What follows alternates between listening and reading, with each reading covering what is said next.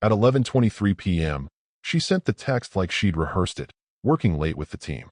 Don't wait up tonight. The kind of text that looks normal until you've read it 3 times too many. Until it starts to sweat. I stared at the screen in silence. One hand resting on a chipped ceramic mug, the other hovering over my tablet. It wasn't the words. It was the timing. The neat, breezy punctuation. Like I wasn't her husband, just a mildly interested roommate she needed to placate while she collaborated past midnight. I sipped the coffee. Cold. Bitter. Appropriate. Then I swiped open the security app. Now, before you picture a man losing his mind in jealousy, let me clarify something. I'm not the jealous type. I'm the precautionary type. The long game type. The type that quietly buys the LLC that owns the building your wife works in, just in case. And I didn't tell her. Why would I? She never asked where the money came from. 6 months ago, I'd started seeing the patterns. Late nights. Team meetings. Corporate restructuring. The woman who used to triple text me when I got home late from golf now couldn't be bothered to call if she wasn't home by midnight. So I invested. Quietly. Discreetly. And not in stocks. Through a holding company, I acquired 51% of Brantley Commercial Trust.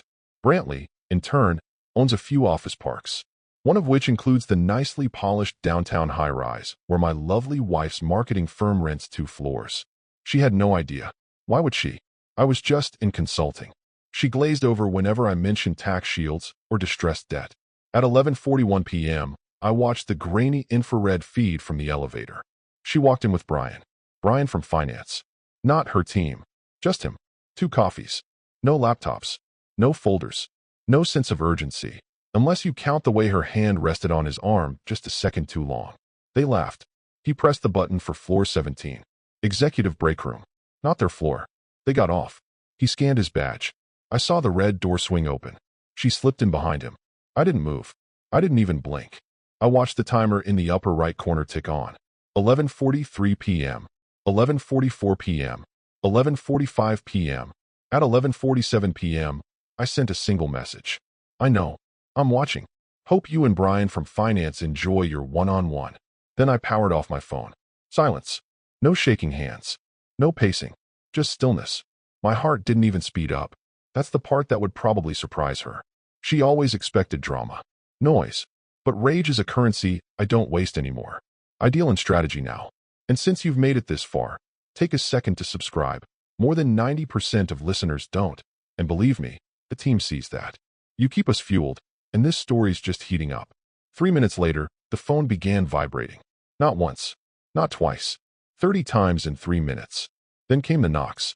I didn't answer. Because this wasn't an accident I'd stumbled into. This was a stage I'd spent months building. She wasn't just caught. She was anticipated. Every lie had been time-stamped, synced, and stored. She was still playing checkers. I'd been playing chess since last April. From the hallway, my office looked boring. Beige walls. Generic framed diploma. A desk with a coaster permanently stained from my old habit of sweating whiskey glasses. You wouldn't notice the tower unit under the desk, or the extra wiring that snaked behind the filing cabinet. You definitely wouldn't notice the cooling fans humming quietly behind the bookshelf, masking the heat from the private server I'd installed last fall. But if you stepped inside and really looked, you'd see the truth. 3 ultra-wide monitors. Always on. 1 feed each. Lobby. Elevators. Executive floor. All real-time. All legal. All mine. This started as a hedge. A passive investment play. Buy distressed assets during the downturn. Lease them out. Sit back. That's what I told myself. That's what I told my lawyer. The fact that her building came up in the acquisition batch was convenient. I set up access under a blind trust. I used my old college roommate's name on the paperwork. Not because I had something to hide, but because I wanted her to act naturally. And she did. Oh, she did. In the beginning, I didn't even look at the feeds. I was still clinging to that fragile, stupid notion that I was imagining things. That the 9 p.m. meetings were legit. That Brian was just her coworker. That I'd become cynical in my old age. But then came the wine. See, my wife doesn't drink Chardonnay. She hates it. Always has. I once made the mistake of ordering her a glass on our anniversary, and she acted like I'd slapped her in front of the waiter. Yet one night, I caught a glimpse of her coming home with a bottle of Kendall Jackson sticking out of her bag. Brushed it off as a client gift. Then it happened again. Different label. Still Chardonnay. Still unopened. That was the first red flag. Then there were the team dinners that didn't show up on her shared calendar. The smudged lipstick at 1 a.m. The nights she came home smelling like a cologne that wasn't mine and definitely wasn't hers. That's when I stopped guessing and started logging. I cross-referenced her building's entry logs with the badge records. Every employee had a unique ID. Hers was 218B. Brian's, 221C. Seemed harmless, until I started noticing they entered and exited together far too often. Late nights, lunch breaks, Saturdays. I didn't tell her. I didn't accuse her. I didn't even hint. I just watched. Then I built the archive. Each time their IDs pinged within 5 minutes of each other, I logged it. Each time the cameras caught them walking out together, I tagged it.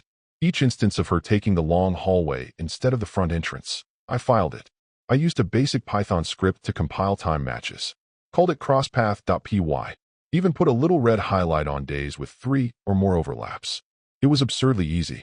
By the end of the second month, I had a 53-page dossier. I never intended to use it. Not at first. Maybe a sick part of me just needed to know. But knowledge turns to power, and power turns into options. The real breaking point wasn't even physical. It was tonal. One night, she came home unusually quiet. Didn't say much. I asked, "Good day?" She replied, "Tiring. You wouldn't get it. Not, you wouldn't understand. No, you wouldn't get it." Like I was some boring relic, too dull to comprehend her dynamic, fast-paced world. I remember looking at her, nodding, and thinking, you have no idea how far ahead I already am. That night, I expanded the server space. Started backing up weekly logs to a secondary drive stored off-site. Not because I expected her to delete anything. She didn't even know it existed. But because I'd finally accepted the truth. She was going to self-destruct. I was just making sure the footage survived the crash. Tonight wasn't a surprise. It was a scheduled check-in. Everything I needed was already labeled, time-stamped, and ready for export.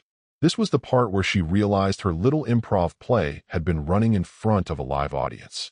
Me. Always me. 2 years ago, back when she still laughed at my jokes and touched my arm without flinching, I made what looked like a boring, old man investment. A 40% stake in a private property fund that specialized in commercial real estate in secondary markets. Something steady, quiet, predictable. She barely blinked when I mentioned it. Sounds boring, she said over dinner, scrolling through her phone. But I'm glad you're staying busy. Translation, I'm not interested. Just keep paying the mortgage. That's the thing about people like her. They assume stillness is stagnation. They think calm is weakness. But I wasn't still. I was stacking chess pieces. 6 months after my buy-in, the fund acquired a portfolio of buildings through foreclosure auctions. One of them, a glass-paneled tower on 9th and Linden. Her building, 2 floors occupied by a boutique marketing firm she'd been bragging about for years. How they were disrupting brand psychology. How they were changing narratives. The irony wasn't lost on me. She'd been the one to ask if I could glance over the new lease their firm was negotiating. Said their in-house counsel was slow. Said she trusted me more. So I read it and rewrote it. Then I sent it back through a burner email, posing as consulting review. She never questioned it. And that's where I buried Clause 14. One line, buried deep under the boilerplate. A non-negotiable section stating, all access logs, surveillance data, and interior security footage collected within leased premises shall remain sole property of the lessor in perpetuity and may be stored, archived, or audited at the lessor's discretion. She saw it, initialed it, even joked, feels a little big brother, huh? I said, just standard compliance stuff. She smiled and signed. She handed me her betrayal on company letterhead. That clause gave me everything.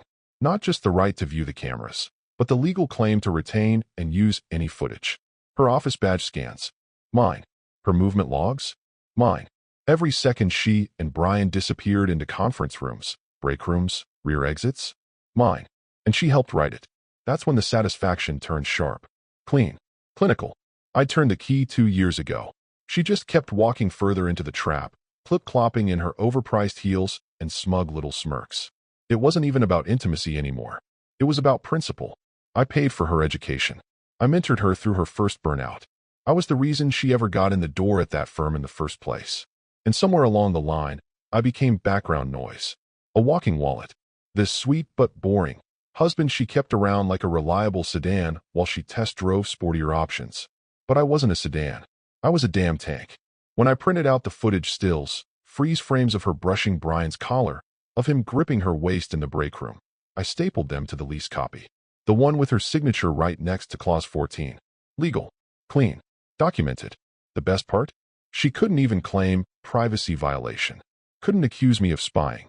Couldn't scream about boundaries or rights. Because her initials were right there. On every page. She didn't just give me the weapon. She gift-wrapped it. The phone kept vibrating on the edge of the desk, again and again, until it finally slipped off and landed face down on the carpet. I didn't bother picking it up. 30 missed calls. 5 voicemails. 3 increasingly desperate text messages. All some variation of, "Please, call me. This isn't what you think. You're overreacting." I wasn't. And I wasn't angry either. Not in the way she hoped I'd be. She was banking on the kind of man who shouts, throws furniture, threatens the other guy. That's the kind of chaos she could spin into victimhood. He's unstable, controlling, violent. But I'm not noisy. I'm surgical. Instead of answering, I opened my encrypted drive and pulled up a folder called compliance_lock. She never knew I had it. But I'd been saving a copy of her firm's HR compliance documents ever since she emailed them to me a year ago with a breezy, "Can you proof these? You're good with legal jargon." She was proud of them. Said she helped write most of it. She'd even boasted about one line in particular. Any conduct which may reflect adversely on the company's public image, occurring on or within company leased property, may be grounds for disciplinary review at the discretion of executive leadership. Her phrasing, her clause, her signature at the bottom of the policy summary. I nearly laughed when I read it again. I took the flag surveillance clips, edited into short, indisputable bursts, and renamed the file. Interoffice Conduct Concern, Level 3. No blood, no drama, just time-stamped footage, audio-free, showing her and Brian entering restricted access areas at times well outside regular hours. No paperwork in hand, no laptops, just wandering hands, a little too much closeness, and behavior that didn't exactly scream quarterly planning session. I sent it to internal audit. Not from my account, of course. I used an anonymous relay through a sandbox server located 3 jurisdictions away. Subject, after-hours compliance violation. Anonymous tip. See footage. No emotion. No accusations. Just facts. Then I scheduled a delayed email, set to hit her boss's inbox at precisely 7:45 a.m., 20 minutes before their Monday leadership huddle. The message was short, to the point. It simply said, "As a reminder, please review the firm's employee conduct policy, particularly sections 4.1 and 7.3, regarding behavior in lease spaces that may damage the firm's brand integrity." I didn't even attach the footage. I didn't need to. The audit team would surface it by then. And the clause? Her clause. The one she championed in that smug little town hall meeting they streamed on LinkedIn. Funny thing about policy, when it's your words, your signature, and your violation, the hypocrisy doesn't just burn. It detonates. By 12:15 a.m., the footage was being queued up for a scheduled compliance review. By 12:20 a.m., I had shredded the only physical copy of the lease she'd ever seen. The original was digital, time-stamped, notarized, and backed up across 3 mirrored drives. Let her tell HR it was harmless. Let her say it was mentorship. Let her cry and beg and try to weasel out of it with some gray area excuse. The cameras didn't blink. The timestamps didn't stutter. And the clause? The beautiful, merciless clause? It didn't leave room for interpretation. That night, I didn't sleep. But not from turmoil. I just sat in my chair, lights low, watching the live feed of her building's 17th floor. Empty now. Cold. She thought the worst thing she'd have to deal with was a fight. A shouting match. A slammed door. She had no idea that her job, the shiny title, the corner office, the reputation she'd built with carefully filtered social posts and backdoor promotions, was about to crack under the weight of her own language. At 12:34 a.m., my phone vibrated again. This time it was Brian. Blocked number. One text. Just 3 words. "What did you do?" I almost smiled. Because that was the wrong question. The better question was, how long had I been doing it? I heard her before I saw her. The thudding on the door wasn't the knock of someone asking to come in. It was the desperate, frantic hammering of someone trying to undo something. As if she hit hard enough, fast enough, the last hour might rewind itself. "Open the door," she screamed. "Please, you don't understand. You got it wrong." No, I got it exactly right. She was still in heels. I could hear them scuffing on the concrete outside the door, pacing between frantic bangs. Then the crying started. Loud. Ugly. Not the quiet sobs of someone heartbroken. The dramatic kind. The external kind. For effect. For performance. I was mentoring him. That's all it was. It looked worse than it was, I swear. I knew the cameras were there. I wasn't hiding anything. She shouted that last part like it was her ace in the hole. Like acknowledging the cameras somehow proved her innocence instead of deepening the stupidity of her choices. I waited, watched her silhouette through the frosted glass. Hands clenched in fists, then flat palms, then clenched again. A woman bargaining with the air, like the door was a jury she could convince if she just screamed hard enough. Then I opened it. No words at first, just the sound of her breath catching in her throat like she'd just seen a ghost. Her makeup was smeared, eyeliner trailing like a bad alibi. Her blouse was wrinkled, one earring missing. And me? I didn't say a word. I just looked at her. Not with rage, not with pain, with nothing. She always hated that look on me, called it dead eyes. Used to say it during arguments when she wanted emotion, wanted me to fight, to flinch, to prove I cared. But this time, I wasn't giving her anything. I can explain, she stammered, voice cracking. It wasn't like that. It wasn't about that. Brian's been going through a lot, and I stepped aside. No argument. No threats. I just moved my body 3 feet to the left and gestured toward the screen glowing behind me in the darkened room. She looked, froze, paused footage. Crystal clear. 11:42 p.m., executive break room. Her hand on his chest. His collar smudged with the very lipstick she was still wearing. Her other hand, mid-reach for his belt buckle. You could almost hear the air leave her lungs. I didn't move, didn't blink, just turned my head slowly and said, I know what I saw. Then I added the part she hadn't thought about, the part that wasn't on camera. So do the building's other tenants. Her eyes darted from the screen to me, confused, alarmed, panicking. The cleaning crew saw you leave. Maintenance logged you on the wrong floor. And the security guys? They don't like rule benders, especially when they cost them weekend hours scrubbing breakroom furniture. She opened her mouth, closed it. For once, no rehearsed line, no clever pivot. Just a woman standing ankle-deep in the quicksand she poured herself. Hope you kept a backup of your reputation, I said flatly. Because this version just got deleted. She took a small step forward, like she might plead, or collapse, or reach for my hand. I shut the door. Didn't slam it. Didn't lock it dramatically. Just shut it. Like turning off a light. Behind me, the footage kept looping in silence. Her career. Her story. Her carefully constructed narrative. Caught frame by frame, pixel by pixel. Outside, the pounding stopped. That was the moment she realized there wouldn't be a fight. No yelling. No forgiveness. Just silence. And the door she couldn't open anymore. By 7:08 a.m., the wheels were already spinning. Slow at first, subtle. HR didn't blast alarms. They never do. It started with a quiet calendar block titled Conduct Review popping up on Brian's Outlook. Then a meeting invite to her inbox labeled Check-in, HR, and Executive Oversight. By 8:12 a.m., Brian's security badge was disabled. Access denied. Temporarily suspended, pending clarification of circumstances involving a conduct policy concern. That was the phrase they used. Neat. Bloodless. At 9:30 a.m., she was pulled into a glass-walled conference room by the director of HR and someone from legal. The doors were closed. The blinds weren't. A junior associate walked by, saw her sitting there pale, arms folded tight across her chest, and texted a friend 2 floors down. Something's going down with Lydia. You see Brian this morning? By 10:15 a.m., the marketing floor was a whisper farm. Eyes darted. Slack threads exploded in private channels. Coffee cups lingered longer by doors left slightly ajar.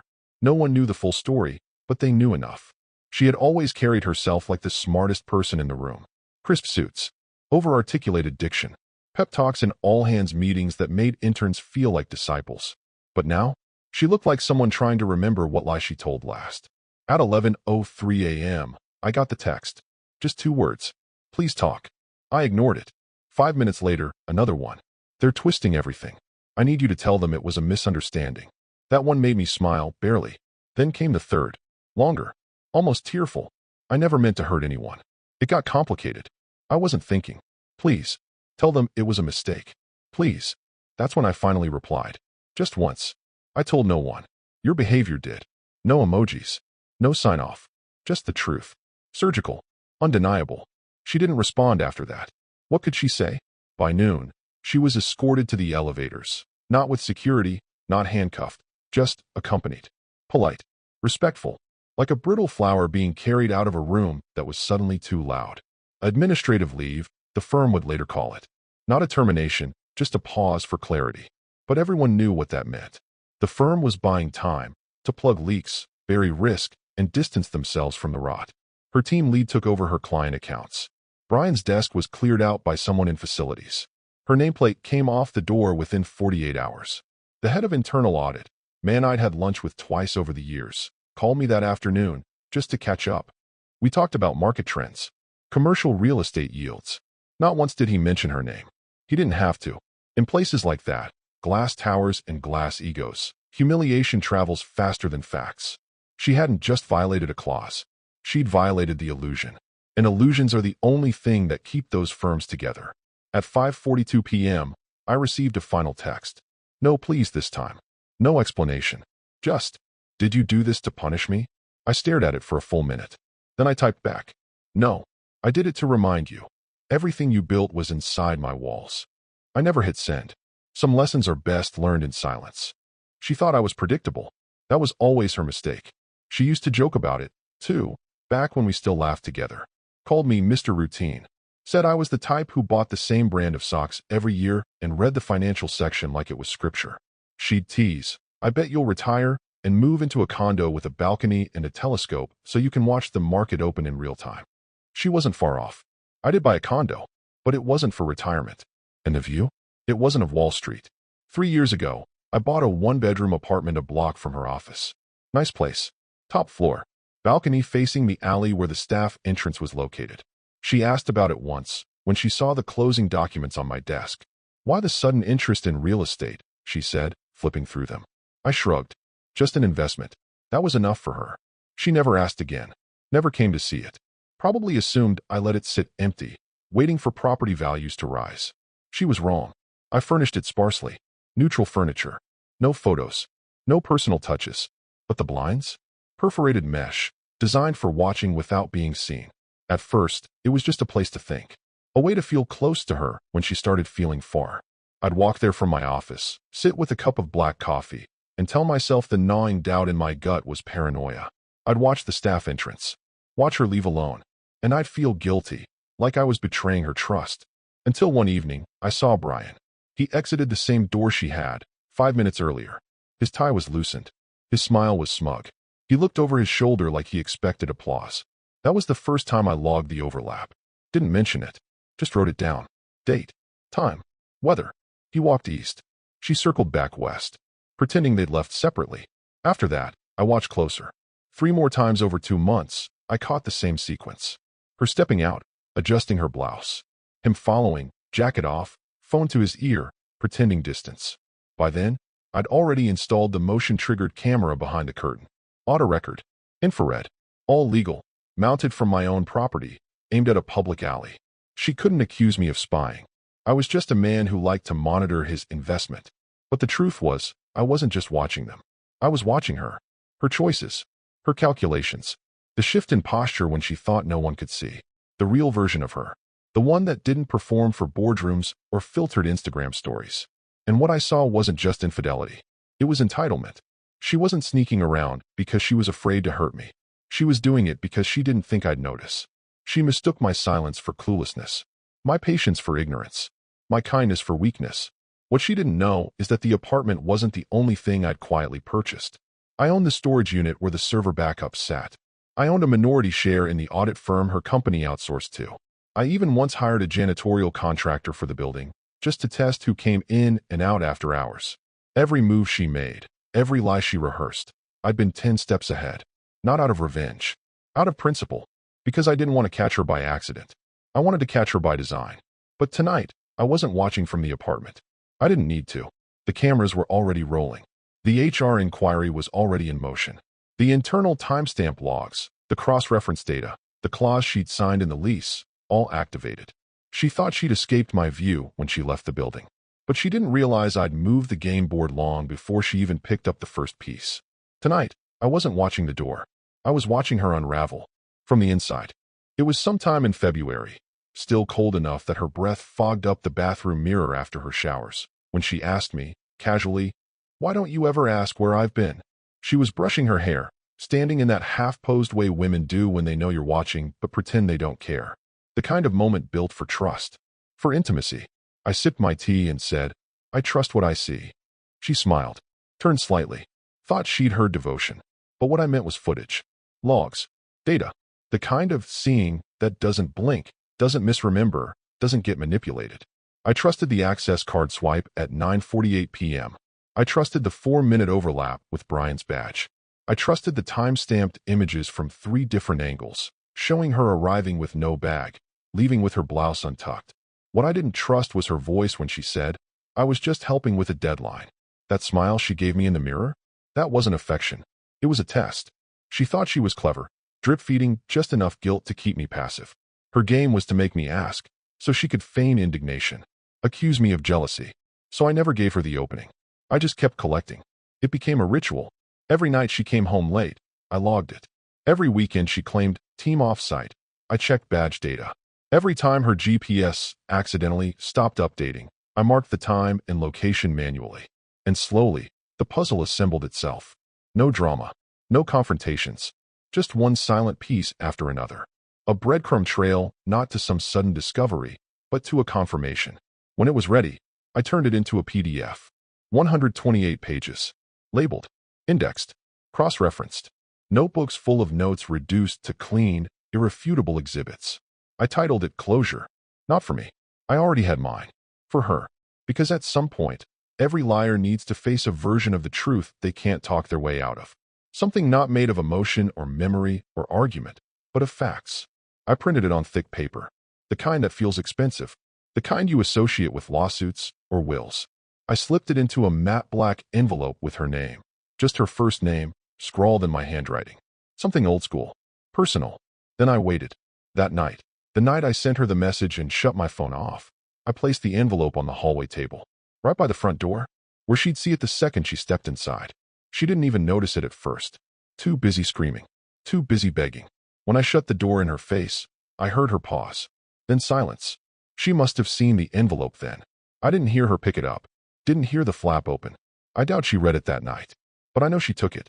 That envelope was the final mirror. Not the shaky one in our bathroom, fogged up by comfort and denial, but a brutal, fluorescent-lit mirror that didn't blink when she flinched. She would read it. Not because I wanted her to. Because she had to. Eventually, there'd be no one left to lie to. Not her boss. Not her friends. Not herself. When the rumors calcified into fact, when the job stopped calling, when Brian stopped returning her texts, she'd sit down. Alone. And she'd open it. She'd read her own story, typed by the man she thought wasn't watching. She'd see her smiles. Her lies. Her choices. Documented. Dated. Final. Not an argument. Not a revenge letter. Just the truth. Printed in black and white. Bound with her name. She did what people like her always do when the narrative slips out of their hands. She rewrote it.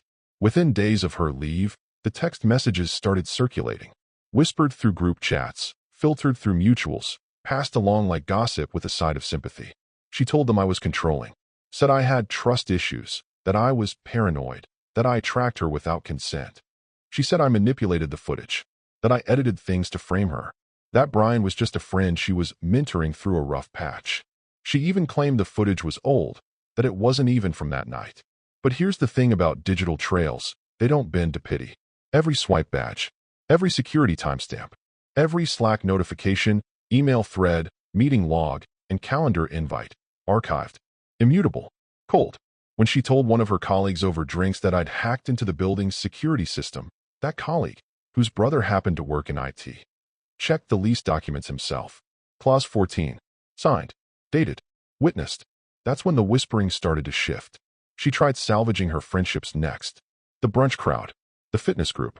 The co-workers she used to mock behind their backs, but still tagged in glowing Instagram posts. She played the victim card. Said I was emotionally unavailable. Said I'd weaponized data to hurt her. But she couldn't explain why I hadn't made a single public accusation. Why I hadn't posted, or emailed, or retaliated. Because I hadn't. The truth didn't need my help. I had released nothing. I just waited. And while she scrambled to glue together a cracked version of herself, I remained silent. Calm. Absent. Which, ironically, was louder than anything I could have said. By the end of the 3rd week, she started showing up late to things. Missed a virtual panel she was supposed to lead. Claimed tech issues. Her LinkedIn title quietly changed from director to former. No public statement. Just a silent demotion, like the firm wanted her to disappear rather than explode. Then her boss called. He phrased it kindly, like a mercy killing. Said it wasn't about the footage, not directly. Said the culture has shifted and internal confidence has been compromised, and maybe stepping away would give you the space to reset. She told her friends she resigned by choice. But the box of her things, dropped at security with no face-to-face goodbye, that said otherwise. Brian, he didn't wait for his box. He ghosted. One day he was there. The next, his desk was empty, his name wiped from the team board. He didn't even bother fighting.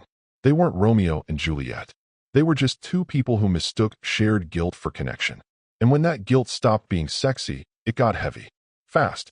She tried moving back into our condo, but her keycard was deactivated. The lease? In my name. She hadn't paid a cent in years. Every plate she'd posted on Pinterest, every wine glass she clinked in smug selfies, mine.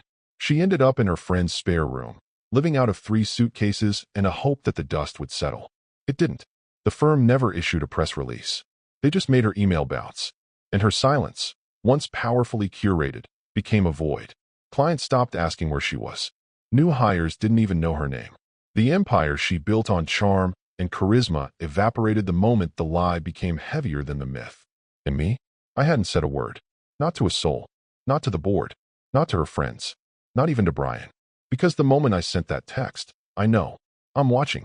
Hope you and Brian from finance enjoy your one-on-one. The match had been lit. And fire doesn't need follow-up.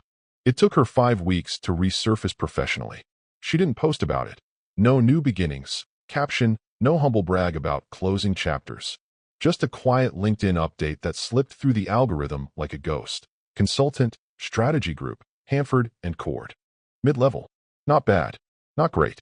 A come down, considering where she'd been. But she needed to move quickly, and consulting firms love 2 things: damage control and deniability. She'd convinced them she left her last role due to executive restructuring. Polished the edges. Burnished the resume. She made it through 3 rounds of interviews. Impressed the junior partners. Talked circles around their case studies. By the time the final meeting was set, she felt the wind returning to her sails. The receptionist buzzed her into the top-floor boardroom. Glass walls, soft leather, that distinct sterile scent of ambition, and told her someone would be with her shortly. She adjusted her blazer. Practiced her smile in the reflection. This was it. The door opened, and when she saw me, she stopped breathing. I didn't say a word at first. Just walked in calmly, suit sharp, tie straight. I didn't rush the handshake. I let it linger. I let her eyes race to understand the math, the twist, the trap she never saw coming. Because what she didn't know, what no one had told her, was that Hanford and Cord had quietly acquired her prospective firm 2 weeks ago. An internal merger. Still confidential.